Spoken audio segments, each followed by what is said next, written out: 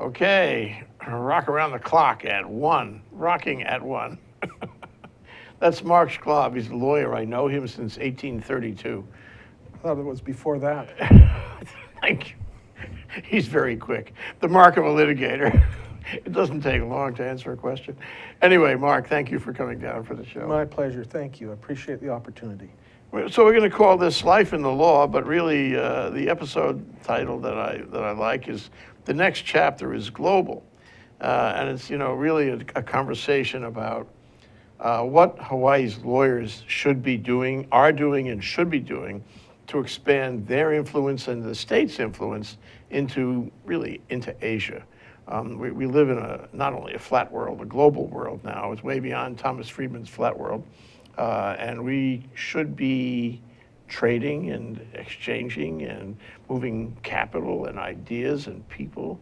We should be the Switzerland of the Pacific, and I want to talk about the threads that will take us there, that are taking us there. And you're in the middle of that, aren't you?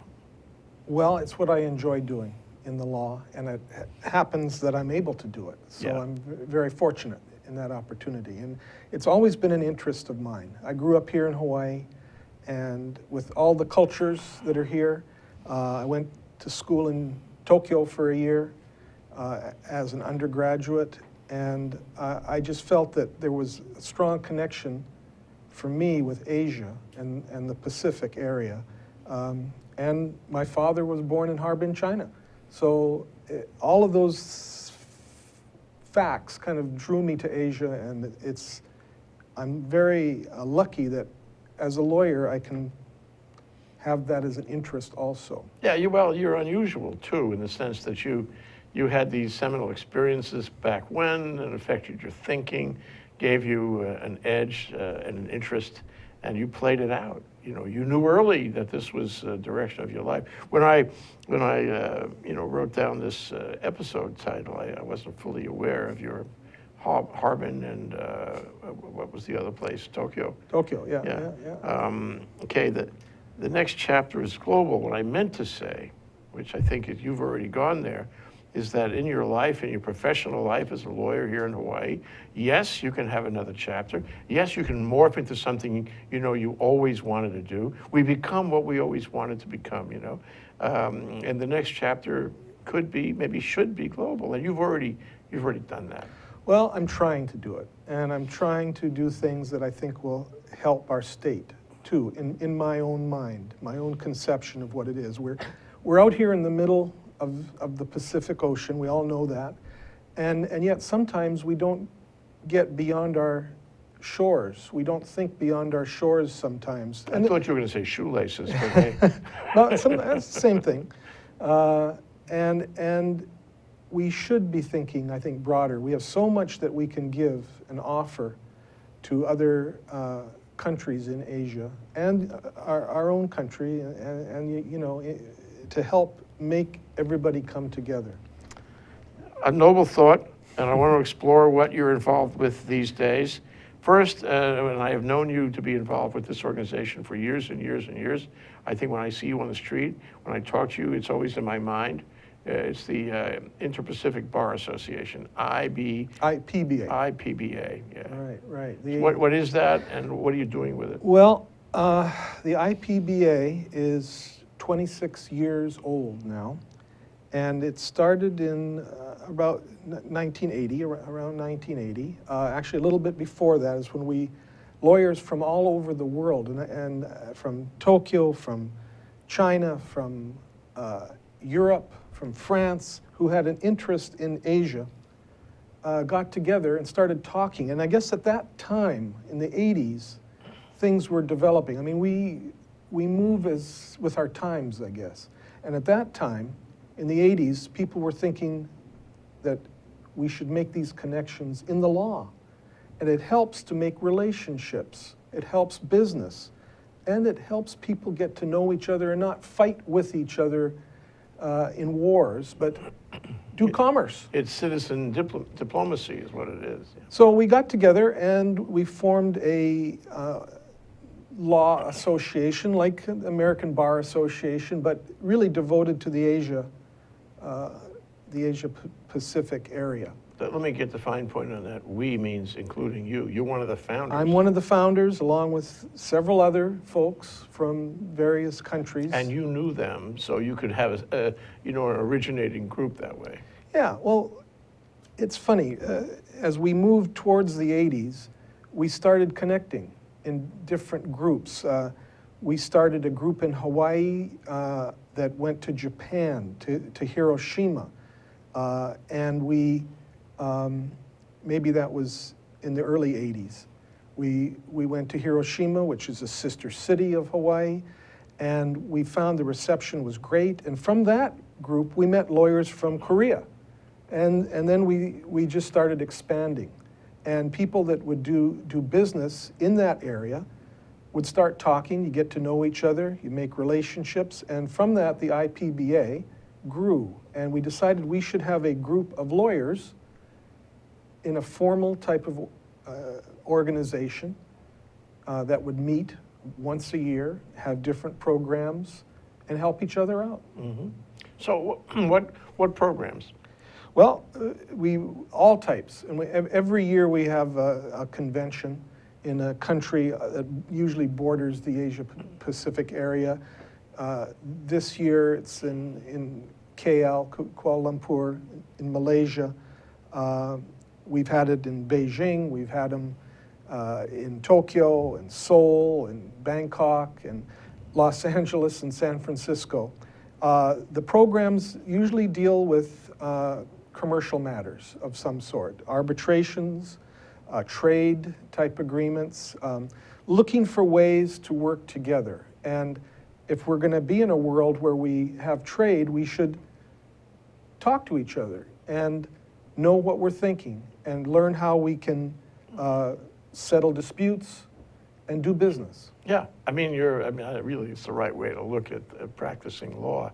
You're a facilitator for trade. Exactly. You want to build it, you want to make it easier. And we want to do that for our state, too. We want our state to be prominent in that area and to be a place where if you're thinking about doing some business, maybe you'll come here, or maybe you'll engage attorneys from here, or maybe you'll ask for advice from here. And likewise, if I have a client that needs some help, and this is actually happened many times, if I need help for a client that is doing a business in a foreign country, I can just call up my colleague, my friend who I've met at an IPBA. And you have a trust relationship with. Boom. We have a trust relationship. It's happened numerous times all over the world.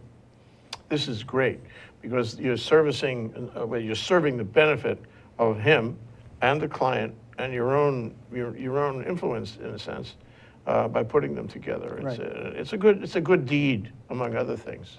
Yeah, well, it kind of makes you feel good about being an attorney. One of the few things that maybe that there's one helps you do that. Yeah. Well, so you have the whole Pacific Rim involved. Is every country, for example, in Asia, Southeast Asia, they all included? Yeah. Well, there's I think 70 jurisdictions around the world that are involved. I mean, including South America. Really? Yeah. Because everybody wants to be close with Asia. If you have an interest. Well, Asia has 60% of the population of the world, okay? And so a lot is happening. A lot is, in those countries, a lot of economic development. And there's an interest from all over the world there. So being part of that is what we should be doing. It's very exciting, actually. You know, it also strikes me that, and I couldn't give you the exact year, but Deng Xiaoping arose in China in the 80s at the end of the Cultural Revolution. And he changed everything. He made it possible for modern capitalism to coexist there, and it changed the state of China. And so I'm thinking as you're speaking that, maybe this was the times. It was the times when everyone decided that we can come out of Asia, and we invite you into Asia, and it's time, to get together. I think you're right. And the modern legal profession in China, as you know, started really about 30 years ago, is when it started. And it has progressed quite fast, but I think it showed an interest in development and capitalism, although with China, I guess it's not supposed to be a capitalist country, but somehow it Sometimes seems to do gets quite well confusing. in that respect. You know, and then of course it's been dynamic. I mean, when you say, just so that our listeners will listen, when Mark Shklov says that, you know, modern practice of law in China started 30 years ago, inherent in that is before 30 years ago, there was no practice of law. It wasn't happening. You know. In fact, I think it was really hard for people because they couldn't get a lawyer who would, I'm reminded, short story, if I didn't tell you this one before. A friend of mine, this would be in the 60s or the 70s, took his, it must have been after Westgate, okay, Westlake, right? So it had to be in the 70s. He took his young wife, they were just out of school, and he was a lawyer, to Hainan. And they lived there teaching English. They were early settlers, if you will. And in a relatively small town. And at the time they were living there, there was a triangle murder, you know, with a couple and an interloper into the couple and all. And this was pretty serious. And so the Chinese government sent a team to handle this. And they conducted their trial, if you call it a trial, in the high school gymnasium, you know, under the basketball hoop. They played basketball in those days. And they want to play more, by the way. Good. They had to the right play. So, you know, it began with confessions from everyone. They charged everyone. It wasn't just the members of the triangle. It was their families and their friends. Everybody who had any knowledge of anything that might have caused this were charged. Everybody confessed right down the row, okay? And there was a panel of judges. He wrote me about this, I never forget. And there was a panel of prosecutors, and then there was a lawyer assigned to each defendant, okay? And they went through evidence anyway, even after the confession. And when it was over, the defense counsels all spoke for their clients, and each one of them said that this was really a horrible crime, and there was no excuse, and that these people should be, put to death. This is the defense counsel now. It's nice to know they had a nice relationship with the prosecutor. Yeah. And shortly thereafter, that wish was granted. Yeah. And that's the way lawyers worked in China in the 70s. Mm-hmm. This is just, I think, at the beginning of the Cultural Revolution. Mm-hmm. So it shows you how far they've come. Right. Because modern day lawyers in China, as you and I know, are just like American lawyers. Well, they have a lot of knowledge, a lot of skills. They're very intelligent, and they want to do the best they can. Now, there are still problems. There's problems in China. But guess what? There's problems everywhere. Sure. And we got to work through them all. But if you don't make these personal type relationships, you can't start. And so that to me is really important, is to make those relationships with people in other countries where you can start the dialogue. And yeah, you got problems in your country? Yes, we do. And you got some things? Yes, we do. Let's work as humans and try to get beyond it. Yeah. Well, to be there, to learn that, to see that, to talk to the guys you run into and the women you run into in the Inter-Pacific Bar Association is really a blessing. And I admire you for being involved in it all these years and growing it all these years. I would say right now it's institutional, and it represents a lot of people, a lot of countries, and a lot of possibilities. And I'm sitting next to the guy who was there when it was set up. Well, the good part about it is, again, just going back to making the friendships, which are in Asia, as you know, very important. The relationships are key, and that's what we are trying to develop. That's what we hope will help our state and our country, is those relationships, so that you can make business and do things for clients. And avoid having arguments. at any level. Or if you have one, at least you understand each other, know what it's about, and you can talk It's a frankly. managed argument, yeah. Okay, that's Mark Shklov. He's a lawyer in town, but he's more than that. He's into his next chapter, and his next chapter is global here on Life and the Law. We'll be right back after this break. Mahalo for watching Think Tech Hawaii. We are a channel dedicated to raising public awareness about the importance of technology, energy, diversification, and globalism to the future of Hawaii. We broadcast and stream daily from 1 to 5 every weekday, and we broadcast on Olelo 54 and OC16 TV. All of our shows are archived on thinktechhawaii.com, and we hope to see you there.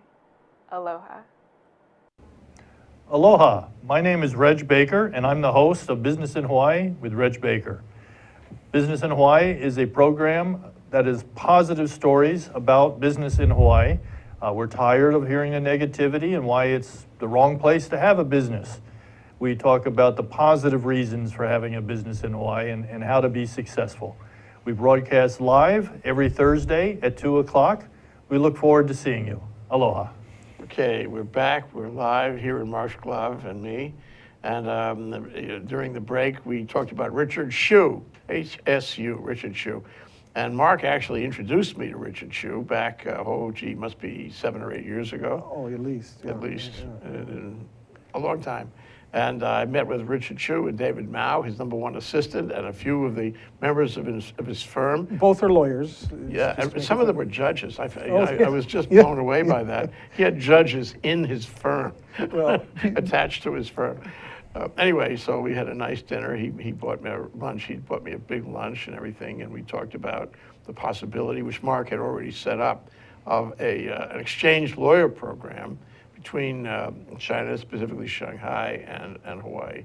And since then, it actually happened. Right. Tell us about it. Well, Richard, one day at a dinner, I'd gotten to know him quite a few years ago, and I'd been in Shanghai a few times, and he and I got to be friends. And one day he, out of the blue, he just turns to me and says, "Would you be willing to take a young Chinese lawyer in Hawaii and mentor them for a few months every year?" And, you know, I didn't think about it. I just said yes. And then when I came back, I talked with some local attorneys here, Roger Epstein, Larry Foster, Former dean of the law school. former dean of the law school, and they all were in favor of it. And so we started bringing in young lawyers from China for a few months every year who we would mentor, teach them about Hawaii and the United States, and show them how we do business, make some friends, make connections for business, which helps develop friendships. And we've had, I think, 11 so I was going far. to guess at a dozen, but that's pretty Yeah. close. And 11, a lot of yeah. them have been on your program and come and talked. We like that. And they're really nice young kids, very sharp. You know, you really want to adopt them. They're just such nice kids. And you know, I think that comes a lot from the Chinese cultural background where they respect your elders. Yeah. Yeah, and so I think that was been very nice. So. But you gotta imagine it's a Friday afternoon, and Mark's in his law office there at Bishop Square, and he's actually mentoring people. He teaches them. He's got a syllabus already. Yep. He's telling them the things they need to know about Hawaii and the U.S. That's Right. great stuff. Yeah, we do that, and we have a good time, get to know each other. And again, I just keep coming back to this. I have 11 lifelong friends, new friends I would never have met but for this program that Richard Hsu asked us to do. And, you know, we've started with Shanghai, and now we've moved to another town near Shanghai called Suzhou. And Suzhou is a big economic power, but you don't hear too much about it. But it is huge, and a lot of potential for Hawaii and the United States from that area. To put this in some perspective, you know, Chinese lawyers, somewhere in fact, Richard Shue told me this, or was it David Mao, one of the two of them, that back when there were these multinational law firms doing business in China, from the U.S. and from Britain, actually other places in Europe too, and they would come to China and they would do work for companies from their country, and then they would farm the work out to the Chinese lawyers, and they'd get big bucks, and the Chinese lawyers would get little bucks. And Richard and others, they saw this happening and said, why does this have to be? Yeah. We're old enough to do our own client getting, and we can do this work. We do this work. So they tried to bypass the middleman and, cut out the extra profit that was there and make their own, practices. And part of that was to get the clients. And they started taking LLM programs all over the world in order to learn about those countries and connect up. And at the end of the day, I don't think it's all changed now. These Chinese firms represent clients from all over the world. Not only that, but they have branch offices, the Chinese firms, all over the world. So it's all completely different. Well, if you think back a few hundred years, colonial powers would take advantage of China, and they would set up districts within China and that were just for colonial powers to take advantage of. Now, I mean, that offends me now. I understand what the times were, but then it helps me to understand what goes through a modern Chinese mind now. Because he remembers that. When they see a foreign law firm, wherever it comes from, come in and want to set up a district of its own in China. Well, wait a minute. Sphere of influence. Wait a minute. I mean, we wouldn't like that if it was the other way around. And, they should be on their own, and they're very capable of doing it. And so part of the reason that Richard wanted us to help is he knew we were friendly. He knew that we would sincerely want to help. And he thought Hawaii was a good location. Mm-hmm. And so with the mentoring, these young lawyers can represent their own clients and American clients in China. Yeah, and that's worked out well. I mean, there's a couple of chicken and egg things there.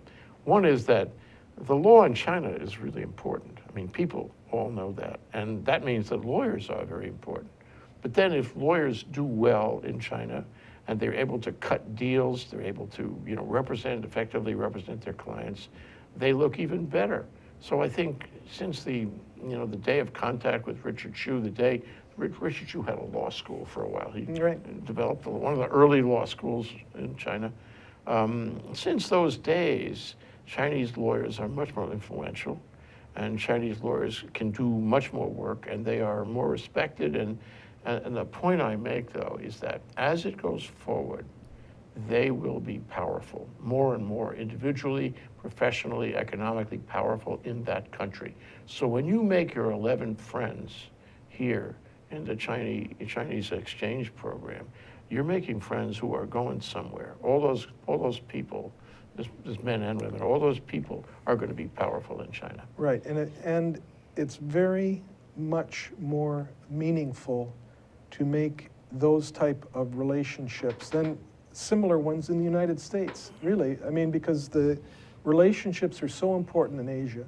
And it's true in Japan and Korea and other places within Asia. You set up and you make a trusted relationship, that is worth a lot. It is. So before we get into exactly how much it's worth, I want to talk about the other programs you've been doing. There's one in Tokyo, and you got something cooking in Vietnam. One thing that's kind of evolved over the years as we made these contacts in Asia is our Hawaii Bar Association has gotten involved more and more. When I first started practice, there was no international law section of our bar. Okay? Can you believe it? I mean, in Hawaii, surrounded by all sorts of other countries, we didn't have an international law section. Well, we started one. And now we are reaching out and making relationships with bars in other countries. We started with the Daiichi Tokyo Bar Association. We now have agreements, friendship agreements are what they're called, with Shanghai and Suzhou and Seoul bar associations.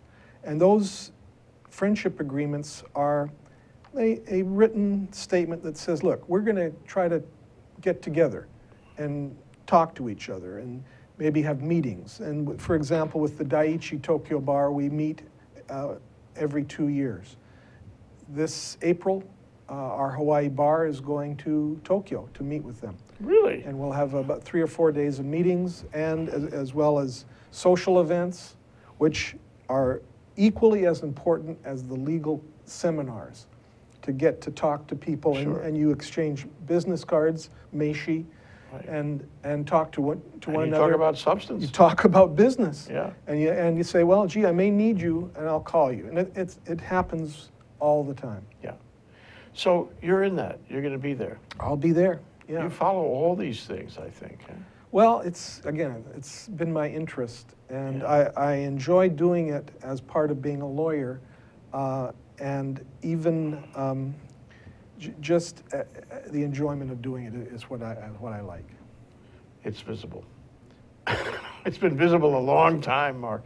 We're going to take another break. When we come back, I want to talk about how much money you can make doing this kind of thing, or not, as the case may be. That's Mark Shklov. He's an attorney at law here downtown. He's in his next chapter already, and it's global in life and the law. We'll be right back.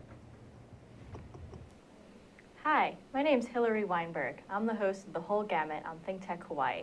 See us live every Tuesday at 1 p.m.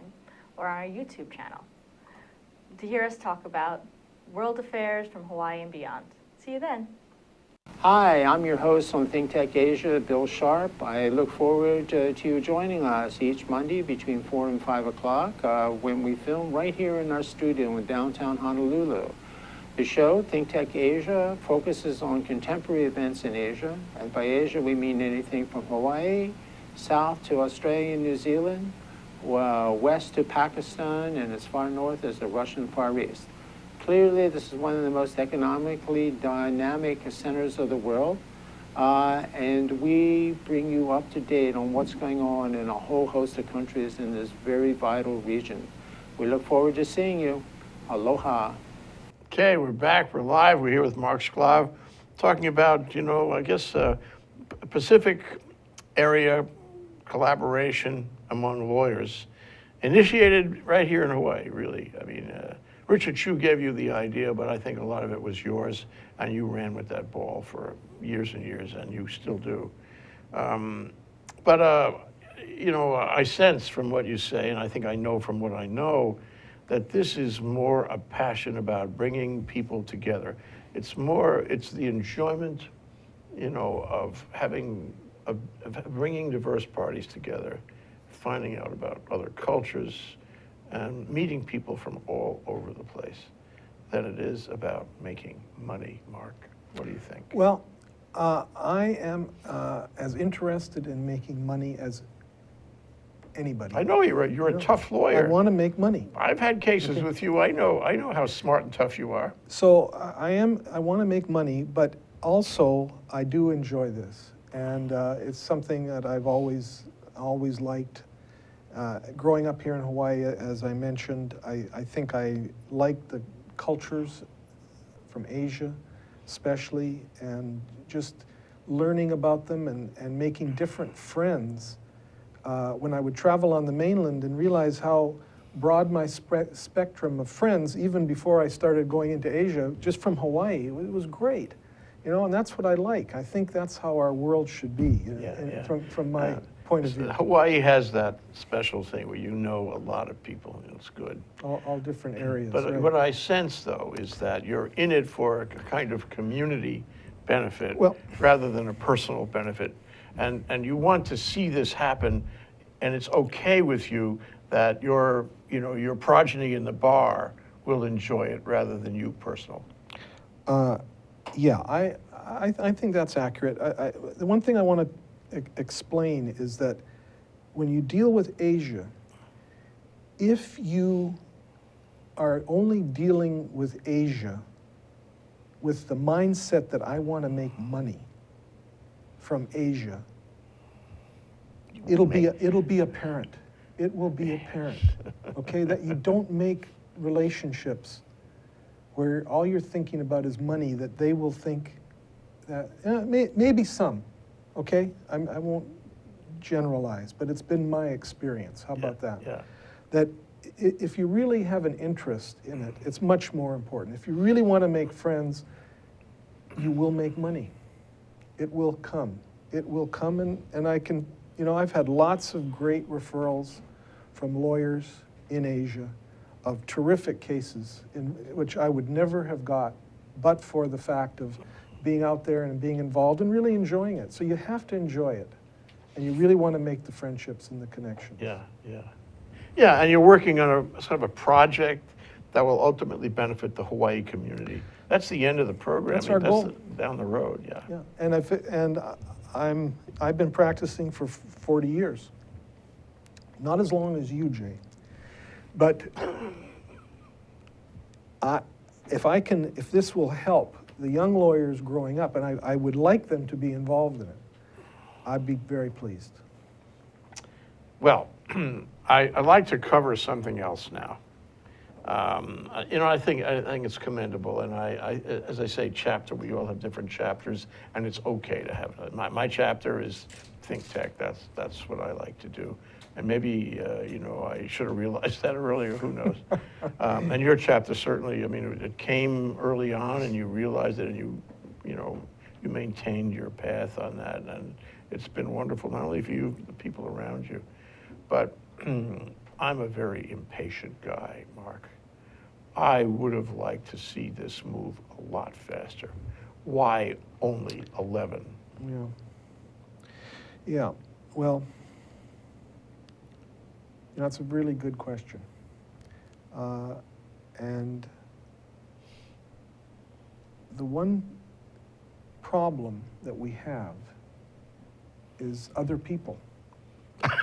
Okay? Not you and me, mind you. Not Other us, people. But everybody has a right to their own opinions and thoughts. Even in our bar, not everybody thinks that making a relationship with China is a good idea. Some people, I've heard this is, these are communists, and they, it costs us some money to host them for a dinner or something, and they say that it doesn't, what does it do for us? It doesn't do anything. So now, I've heard that said. And it's okay. Everybody has a right to their opinion, and so that's fine. But that's the problem. That is, that's the issue. But the thing, is when we were, so interesting, come to think, it was the 80s, right? And we were doing business with Japan. And Japan was investing like gangbusters all over town. They were buying everything. And the lawyers had to be involved in it because, real estate transactions, business transactions happening all the time. Didn't really stick, did it? I mean, I don't think we have, the tail of that now. We didn't develop an infrastructure where you could say, I know the guy in that firm, and I can make a referral and I can cut a deal. No, I think it's still there. I think it's there. It's developed. Now, the economy of Japan has changed, okay? And so you're seeing less of it out there in the open, perhaps. But there's a lot going on, and I see it daily. Not just myself, but with other attorneys who have connections with Japan. Mm-hmm. So it's not unusual. But why aren't we kissing cousins with them? For example, you mentioned early on in this conversation about the possibility of doing mediation arbitration here in Hawaii. And it hasn't really happened. Yeah. It is some issues locally with some of our rules for our bar that have to be revised in order to allow foreign lawyers to come in and help their clients with an arbitration, say, that you would want to have, they would want to have their own attorneys who may co-counsel with Hawaii lawyers. So you're going to have to work on some infrastructure in that regard for arbitration, okay? I think that just the economy dictates a lot of what you see.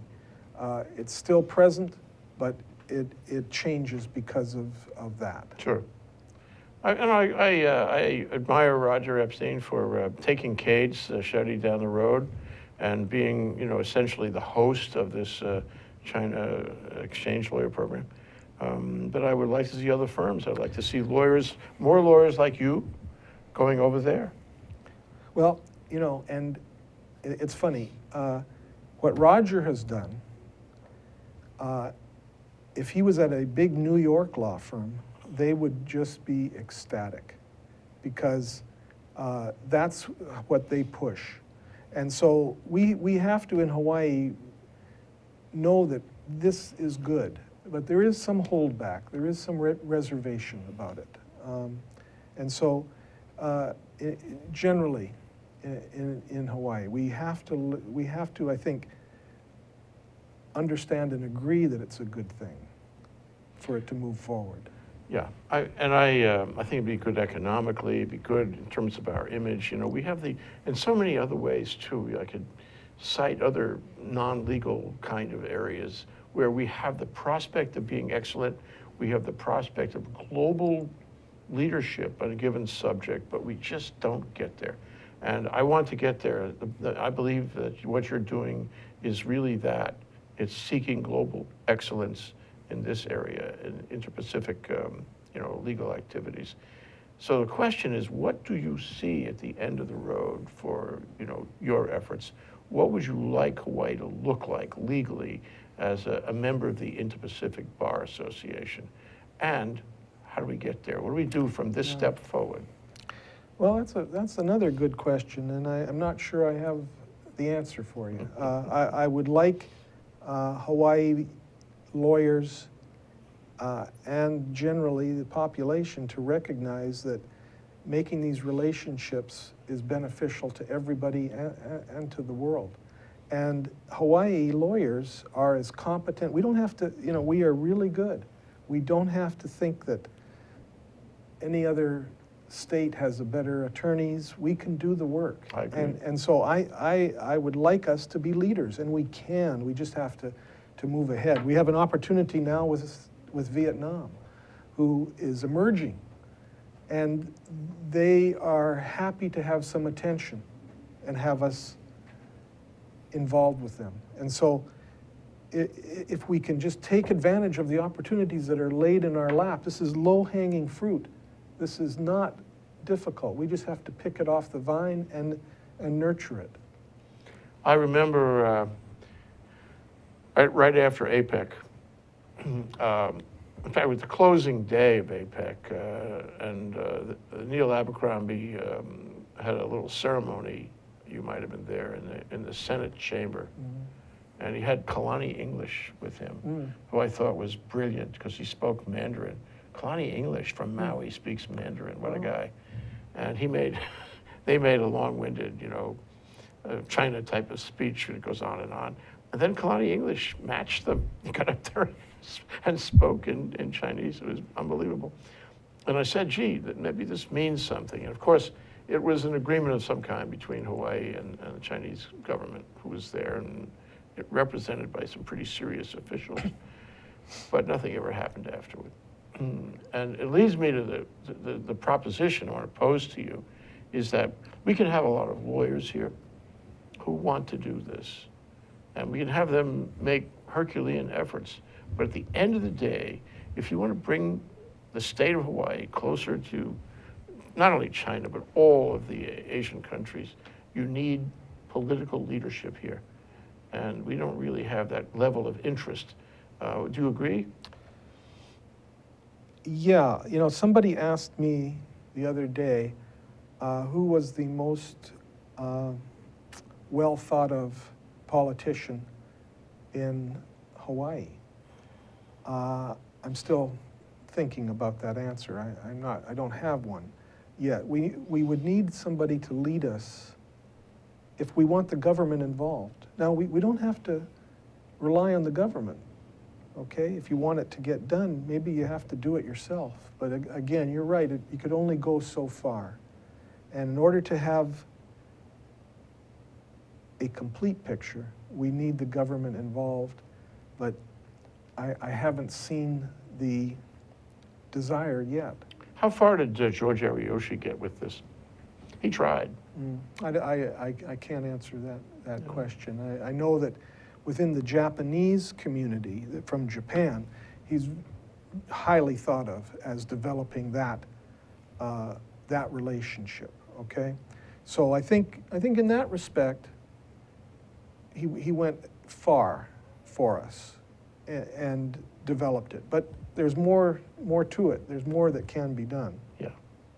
So maybe it's a matter of putting it somewhere on the priorities for the square building and for the governor to take care of, because at the end of the day, just the same way you see it, is if we can establish these relationships, we will be better off in so many ways, and that will all convert to a better economy for us. Right, and all we need is the most admired politician to take the lead. Yeah. So if I'm a young lawyer and I watch this show, you can turn to camera 2 there and talk to that young lawyer. What should he do to get involved? Who should he call? What should he join? Well, the international law section of our bar is very active. Call me, Rex Fujichaku of our bar, Roger Epstein, and we can get you started. And we would love to put you to work, love to have you involved. And if you do that, and you talk to Mark, and you learn about this, and begin getting invested in it, there's a place for you at this table next to Mark. That's right. We'll have you down here, and you can explain your process. Thank you, Mark Shklov. It's always great to talk to you. My pleasure. Can we do it again? Yes. All right. We're going to follow your action. Thank you so much. Thank you.